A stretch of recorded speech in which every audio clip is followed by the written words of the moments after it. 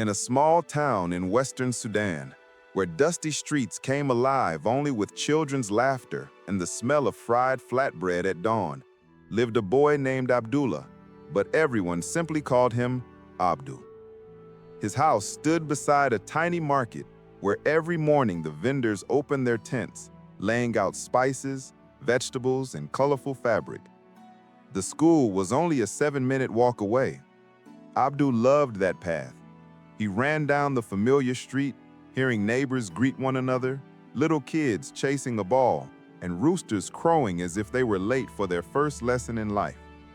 He always arrived first. The teachers saw something special in him, not just diligence, but an inner fire that refused to let him stop. He dreamed of becoming an engineer, of designing bridges and roads that could connect cities, families, dreams. "Learning is my weapon," he told his friends. "If I know more, I can change the world around me." No one yet knew how soon this belief would be tested.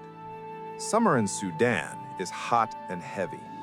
Sand-filled winds carry the scorching air, and the sky seems burning and endless. It was during this time that Abdu's father received news the family could not refuse. He had been offered a job in another region. The new job meant stability, food, and the ability to pay for his younger brother's schooling. But there was one problem. Their new home was 21 kilometers away from the school Abdu attended. They told him in the evening, when the sun was already setting, leaving an orange line across the horizon.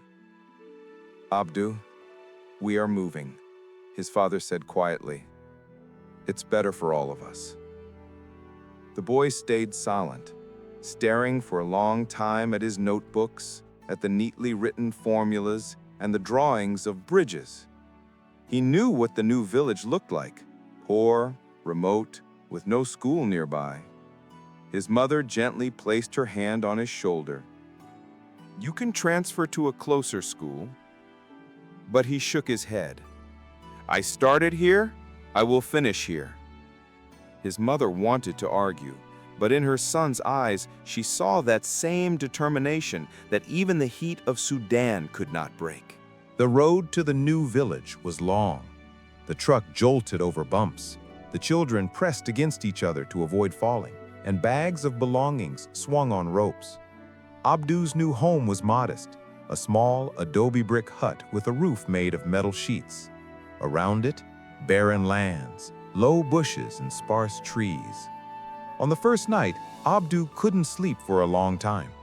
He listened to dogs barking in the distance, to the wind slapping against the tin roof, and thought, 21 kilometers. That's almost 4 hours on foot, if you walk fast. But the thought of leaving his school felt like a betrayal of his dreams and of himself. The first morning after the move became the beginning of a legend that people would later tell. Abdul woke up with the first rays of sunlight, even before dawn. He carefully got up so as not to wake his brothers, took his worn notebook in hand, packed a little water and a few dates, enough for the whole day. He left so early that the stars were still twinkling in the sky. Darkness gradually turned into a silvery dawn. Abdu walked quickly, sometimes breaking into a light jog.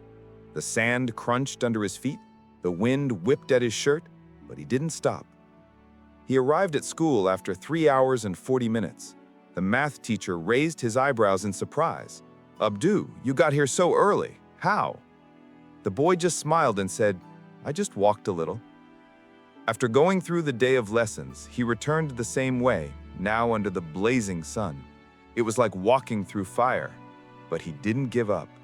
When his classmates learned how far Abdu's family had moved, everyone said the same thing. "Why make yourself suffer? Change schools." The teachers believed the same. "It's too hard for a child. You'll get tired, fall sick, fall behind." The neighbors in the village shook their heads. "No boy walks that far every day. He won't make it." But Abdu kept repeating over and over, "I have to prove to myself that I can. Otherwise, who am I?" It wasn't just a path to school. It was his inner battle, and he was a soldier of his dream. There were good days, cool winds, passing trucks, kind drivers, but there were also days that felt like endless punishment. Rainy day. When the seasonal rains began, the roads turned into thick mud. Only the most desperate left their homes.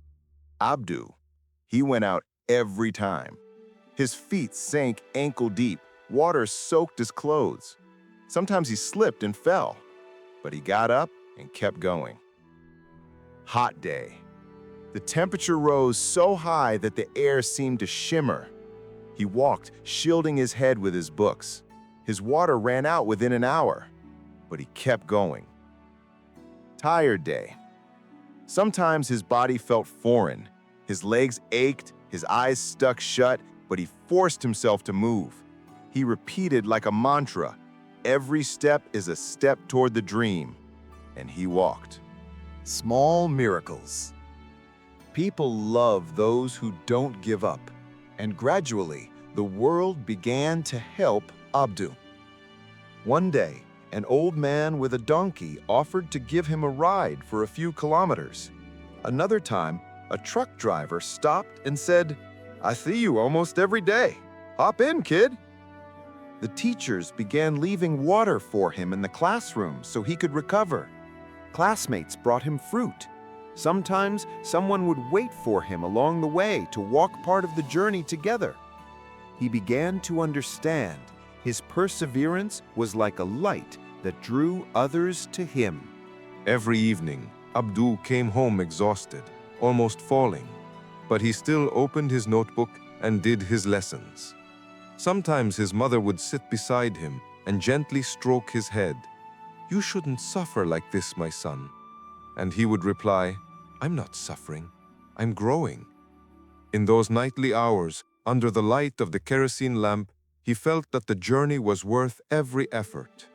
In his final year of school, the road had already become familiar. Not easier, but familiar. He woke up automatically. His legs knew the path. He had learned how to walk when the wind hit his face, when the sand cut his skin, when his head throbbed with exhaustion. Every day he proved, if you want something, you'll find a way. If you don't, you'll find an excuse. Before the graduation exams, Abdul worried more than usual. He understood. These tests were a ticket to his future. He reviewed the subjects under a tree near his home, wrote formulas on old newspapers, solved problems in the sand, using it as a giant notebook. On the day of the first exam, he left home even earlier, almost at night. In his pocket, he carried 4 dates, which were meant to be his only breakfast. When he arrived, he was soaked with sweat, exhausted, but his eyes sparkled. He sat at his desk and told himself, "You've come such a long way. You have no right to be afraid of a piece of paper." And he began to write. When everything was over, one of the younger students approached him, a small boy who had always quietly watched Abdu. With shy hesitation, he said, "I heard you lived very far away and still came every day. How did you manage it?" Abdu knelt down, placed a hand on his shoulder, and said, "If the road to your dream becomes longer, it doesn't mean you should turn back. It means you must walk harder." The boy nodded, as if accepting those words deep into his heart. When everything was over, one of the younger students approached him, a small boy who had always quietly watched Abdu.